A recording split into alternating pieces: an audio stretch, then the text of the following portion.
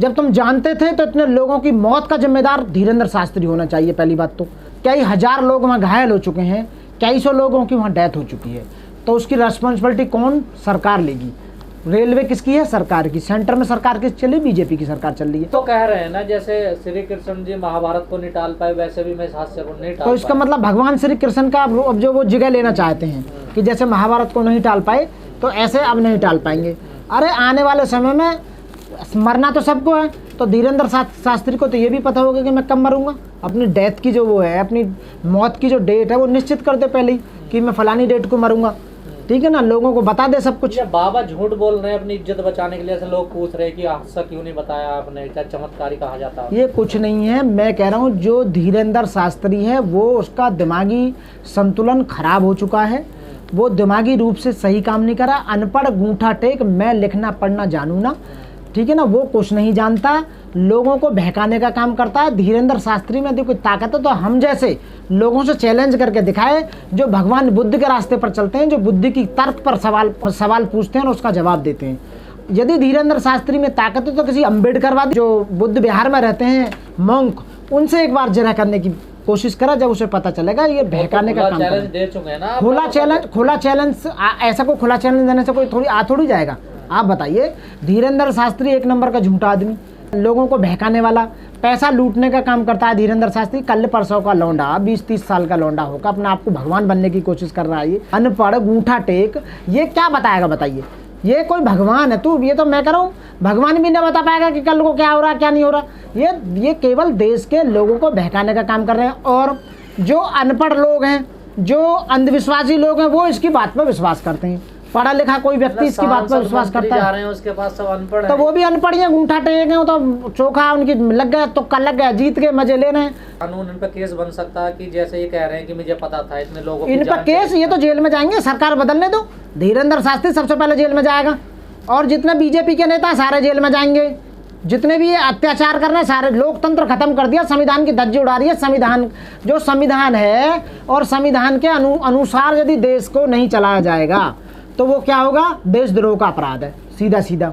तो मेरा कहना यह है कि सरकार बदलने दो, जब पता लग जाएगी कि कौन जेल जाएगा तो आने वाली डेट भी निश्चित कर लेगा। लोग कह रहे हैं कि आरक्षण से लोग जाते हैं, इस वजह से रेल हादसा हो गया, योग्यता नहीं होती। आरक्षण तो हमारा अधिकार है, या तो देश का बंटवारा हो रहा था उस समय, जिस समय आरक्षण मांगा था, हमारी अलग सीटें थी, हमें जो चुनाव, जो आपको तो वोट दे देते थे, हम अपने लोगों को भी वोट देते।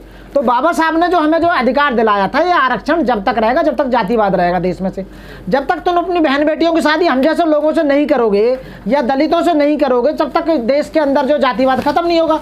तो भाई जब तुम अपनी बहन बेटियों को हमें देनी शुरू कर दोगे, हमसे शादी करनी शुरू कर दोगे, हमारे बच्चों से शादी करनी शुरू कर दोगे, तब सब जब हम जानेंगे कि हाँ भी समाज एक हो चुका है और आज जातिवाद खत्म हो गया, जब मानेंगे हम। जातिवाद कहाँ रहा है? आज भी ये एक बारात नहीं चढ़ने देते हैं दलितों की या ओबीसी या माइनॉरिटीज की, तो ये तो बहुत बड़ी बात है। रिजर्वेशन एक प्लानिंग के तहत खत्म करने की बात कर रहे हैं। जब तक संविधान जिंदा है, जब तक रिजर्वेशन खत्म नहीं हो सकता, बिल्कुल भी, किसी भी कीमत पर। उसका रोजी रोटी कुछ मिल नहीं रही, उसका कोई बिजनेस नहीं, यही बिजनेस है, लोगों को बहकाने का काम करता है, और सरकार उसे बढ़ावा दे रही है, उसे प्रोटेक्ट कर रही है, और उसको लोगों की नज़रों में भगवान बनाना चाहती है सरकार।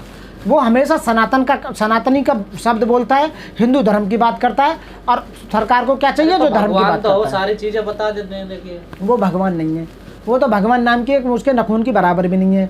अनपढ़ आदमी है, अपना रोटी तोड़ रहा, ठीक है, लोगों से इकट्ठा कर रहा, चंदा पैसा इकट्ठा करने का काम कर रहा है। जो पढ़े लिखे लोग हैं उनको कभी नहीं बहका पाएगा। अच्छा एक बात बताइए, इसका विरोध कौन कर रहा है?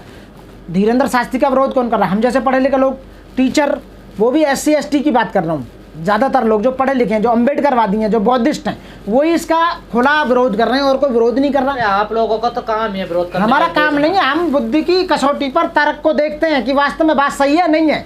धीरेंद्र शास्त्री ऐसा कैसे बता सकता है? बताइए कि हाँ मैं मुझे पहले से पता था, क्रेडिट ले रहा है। तो इसका मतलब ये है कि भाई सरकार आजकल जो है बॉर्डर पर धीरेंद्र शास्त्री को भेज दो, पाकिस्तान हुए, चाइना हुए, तो इसमें तो बहुत बड़ा काम कर देगा धीरेंद्र शास्त्री।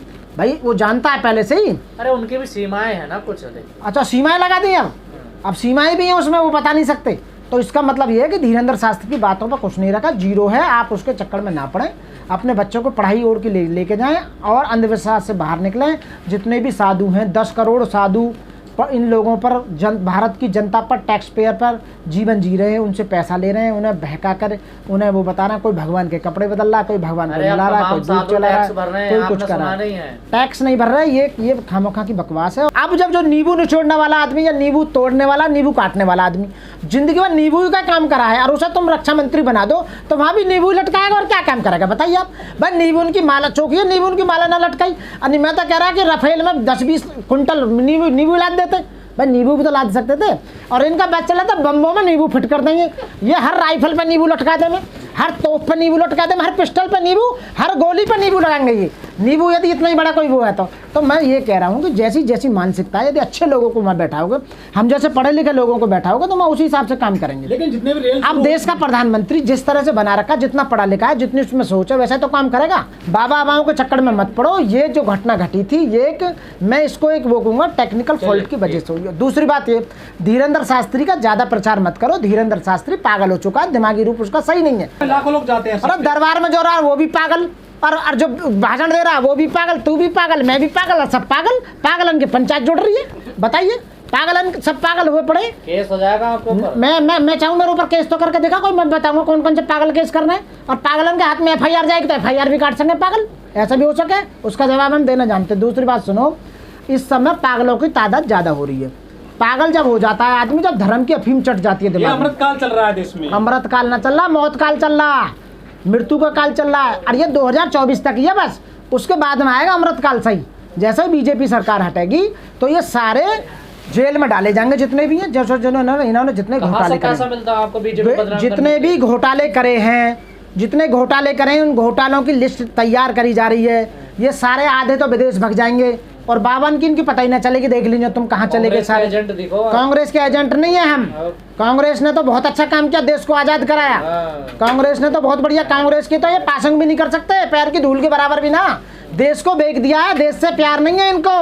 हर जो भी पढ़ा लिखा आदमी है, टीचर से, प्रोफेसर से, वकील से, डॉक्टर से, इंजीनियर से, साइंटिस्ट से, किसी से भी पूछ लो। अरे संस्कारी पार्टी की सरकार चल रही है देश में। अब तो संस्करण का क्या करोगे जब उनसे कोई प्रोग्रेस ही नहीं हो रही, था बर्बाद हो रहा है देश। बताइए ना, दुनिया में डंका वैसे ही बज रहा है। काय का डंका? ऐसा तो लेकर पेट पूजा कोई बजा लगा। अर्थव्यवस्था बन गया भारत। कुछ नहीं है, सब बकवास है, कागजों में है, कुछ नहीं है। 2000 का नोट ही खुद चला है, 2000 का बंद कर दिया। पागलों की सरकार ना आयु। ये तो RBI ने बंद किया। बताओ। अच्छा, अब RBI ने बंद करा? चलवाया किसने था, बंद किसने करा है?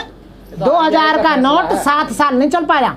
और ऐसी चिप लगाई जो 70-80 मीटर जमीन में भी निकाल देगी चिप वा नोट है। कुछ चिप भी लोग राष्ट्र विरोधी हैं।